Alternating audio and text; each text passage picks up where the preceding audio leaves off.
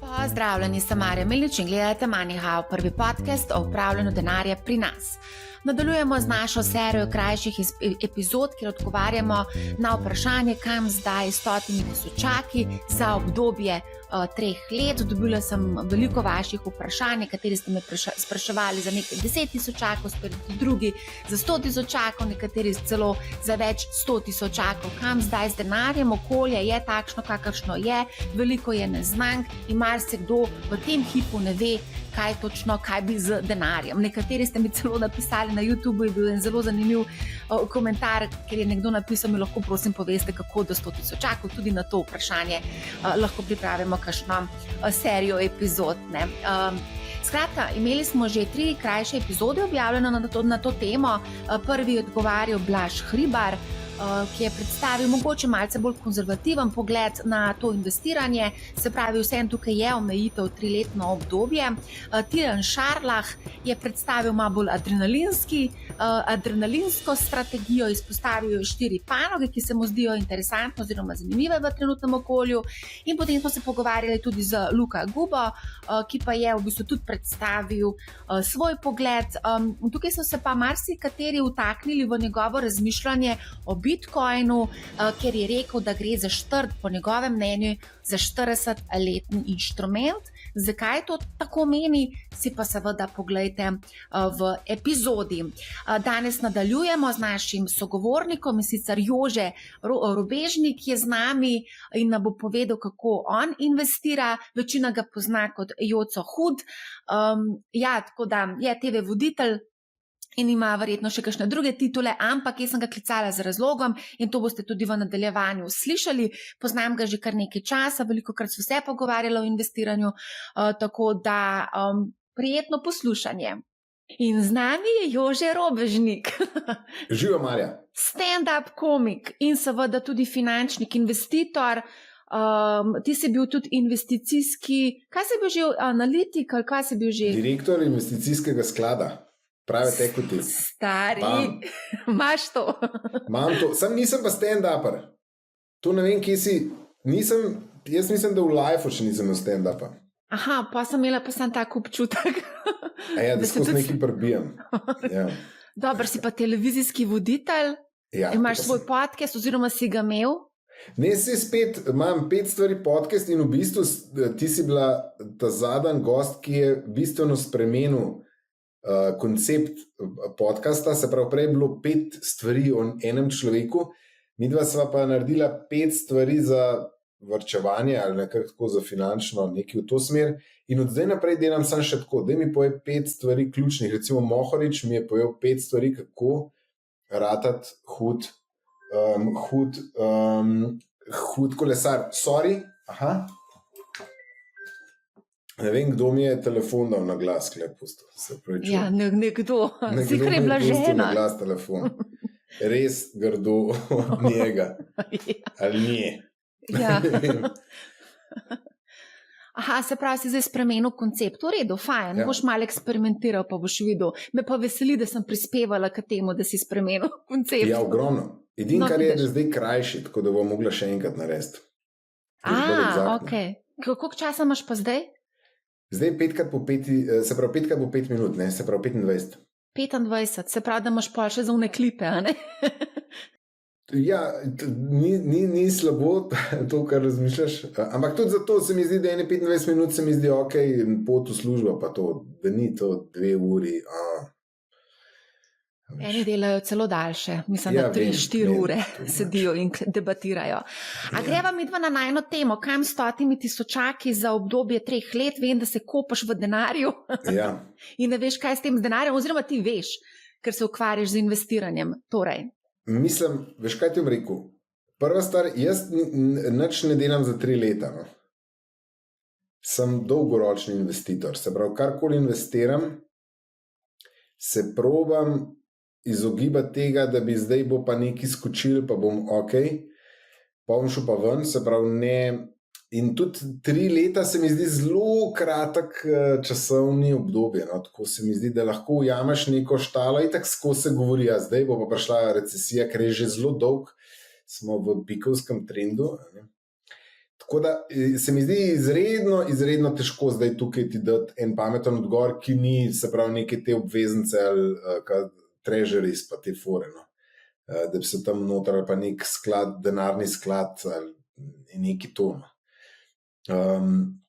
Se pravi, jaz sam lahko povem, kako jaz investiram, pa sem za dlje časa, ne, se pravi, jaz bolj tako gledam kot tam portfelj, da je za mojo penzijo, ne, da ga bom začel pol kurt.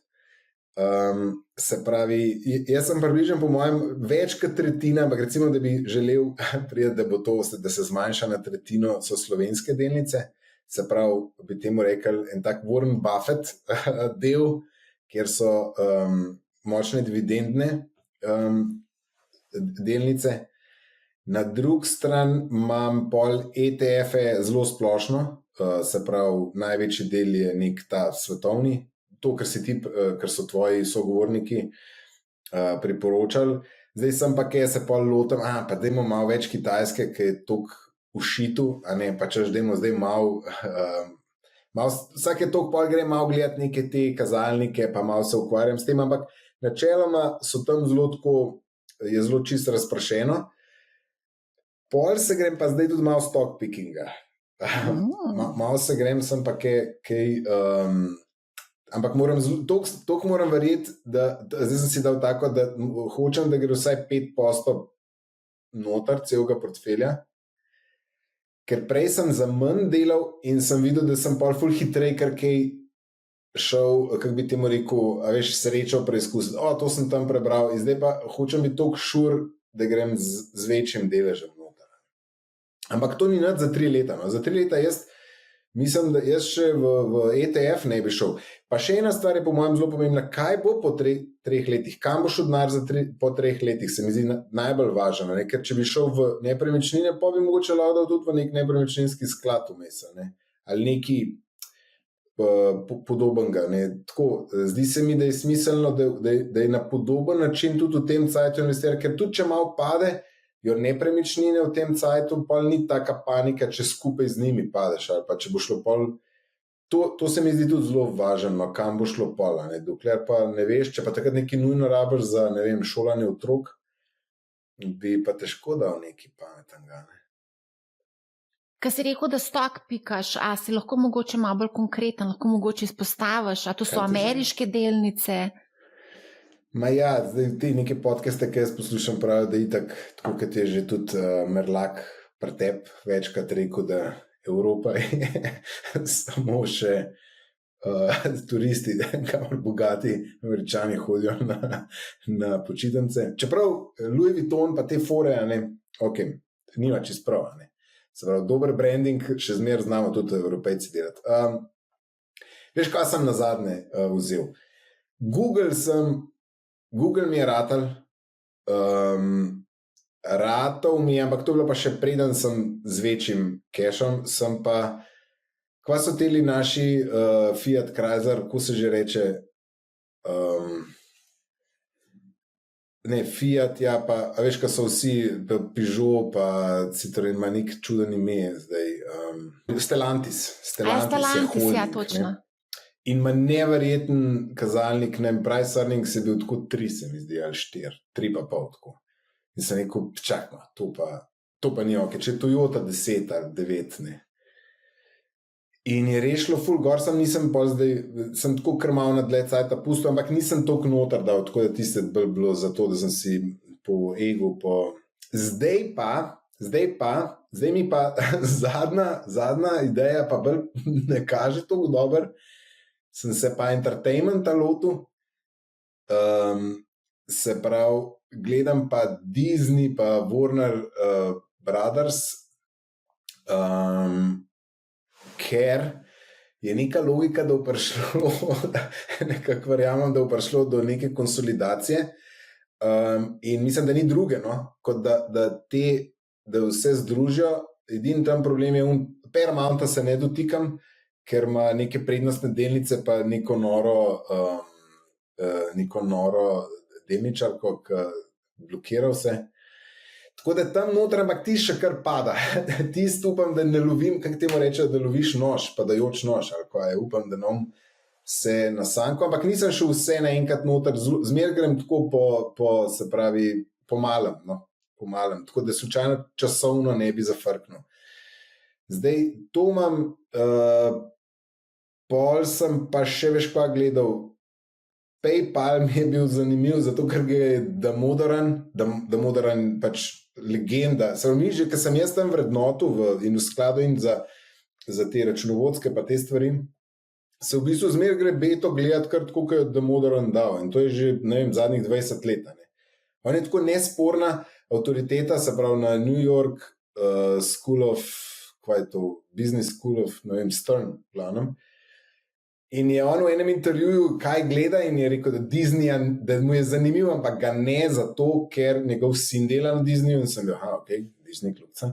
Pa PayPal je omenil, da se mu zdi vrednotenje že zelo nizk, kao star brand, pa tako, pa imaš pa zdaj te neke nove, ki pa niso, ki ne kotirajo, ki jih pa pač, se pravi ki so pa te venture skladi izran, so pa čist bizarna vrednotenja, se pravi Stripe, pa podobni. In sem spet gledal, čak malo ta PayPal, pa se vse prek PayPal, tist, ki mi je sumljiv prek PayPala plačam, ne? In tudi mi, jaz sem delal varni na internetu, full video, je bilo če gre čez PayPal, je relativno ok, ker boš zmer lahko tam zatežil, da daj mi nazaj. In PayPal dejansko ima sistem, kjer ti to pač ne daš kredit na tam enemu Kitajcu, ne, prek PayPala pa je. V glavnem, in sem PayPal, ampak tudi imam zdaj minus, no. Ampak recimo, da verjamem, da na dolgi rok se zna, da so to neki take, kako se reče, molzne krave, no, ki bi lahko bile, ok. Ja, katere kazalnike pa ponavadi gledaš, ko se odločaš za konkretno delnico? Kaj ti je najbolj pomembno? Price earnings, ne. Kaj pa, kakšni načrti, si fokusiran tudi na mogoče načrte, pa mogoče neke špekulacije si omenil?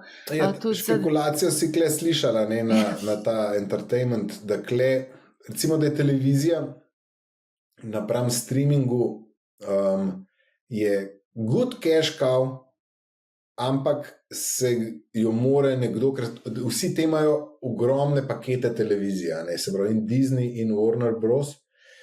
In Discovery, Eurosport recimo je tam not in ima veliko športa in tako in bodo mogli zelo to poenostaviti, pa se že prihaja do nekih bundlov pa to, ne, ampak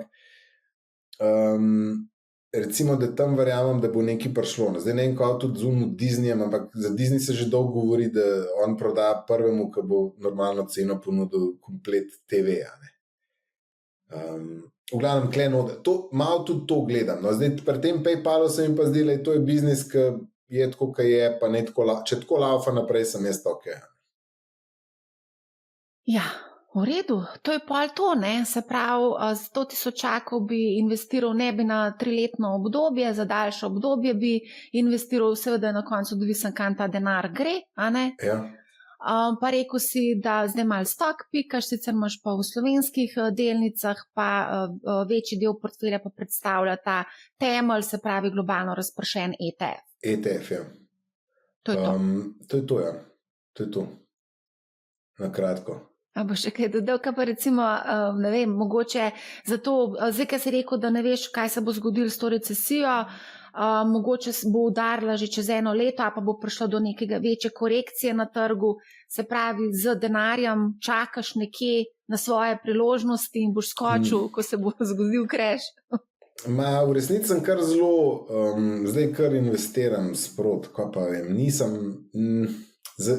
zdaj, kako malo pogledaš, Warren Buffett pa spet ima največ keša v zgodovini. Ampak je pol en deal naredil, je bil v zadnju nek skridi, zdaj sem pozabil, kaj je bilo. Ampak on ima druge težave, po mojem, da ne more investirati toliko velikih zneskov.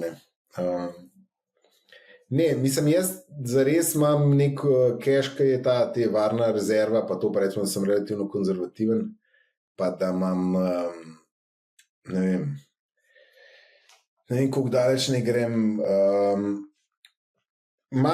To imam, ampak za investirati pa, kaj pa vem, no, zdaj, če ne vem, dam v ETF. Nočem na vsak način. Ampak ponavadi kar tako je avtomatiziran, se pravi, vsak mesec gre tok pa če imam feeling, zdaj se spet nekaj nabral, pa ne vem točno, kva bi rajš, kot pa da grem neki sam za to, da se počutim močnega, rajš dam pol na ETF-e.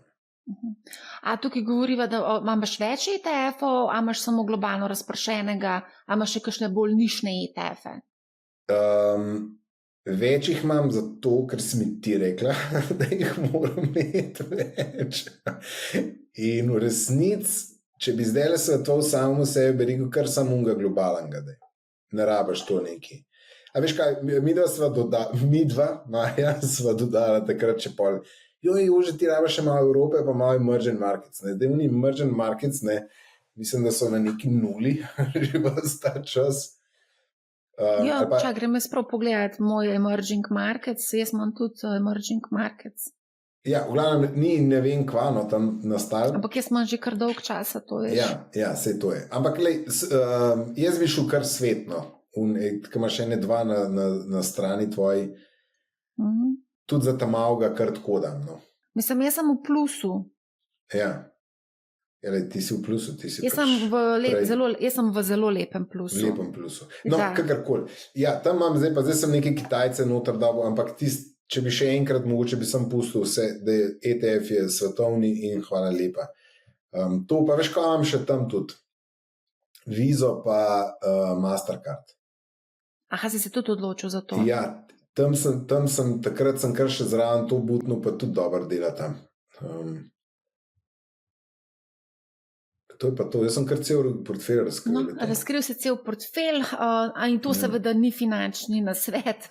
Ne, nasvet je ta del, da razpršen ETF v čim bolj avtomatsko, da je naštiman, to je finančni nasvet.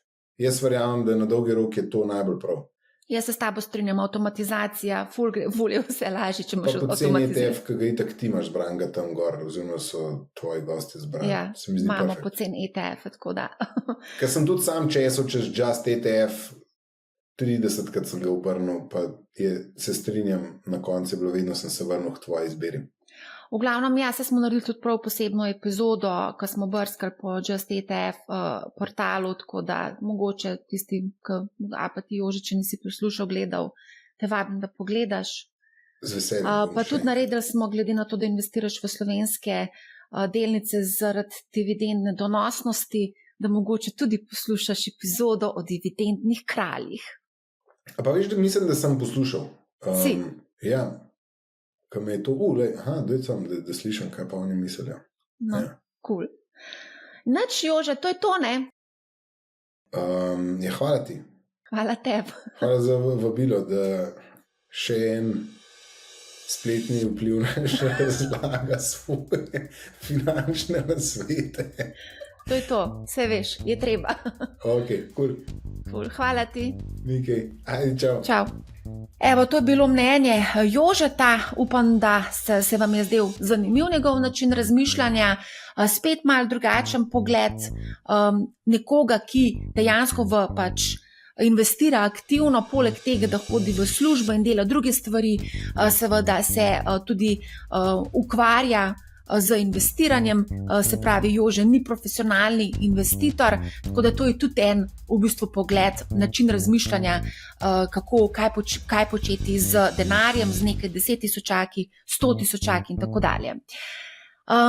Nadaljujemo potem v kratkem z novimi sogovorniki, z novimi predlogi, imamo jih kar še nekaj pred sabo, tako da upam, da vam je takšna serija krajših epizod zanimiva. Dajte mi sporočiti svoje mnenje, zelo cenim vaše mnenje in seveda bom tudi upoštevala morebitne kritike ali pa komentarje pri izboljšavi tega novega formata našega. Tako da iskrena hvala, da ste vsi z nami in pa upam, da boste tudi se odzvali, zelo bi mi bilo fino, da bi dobila vaš komentar. Skratka, poslušajte Manihau, ne bo vam žal.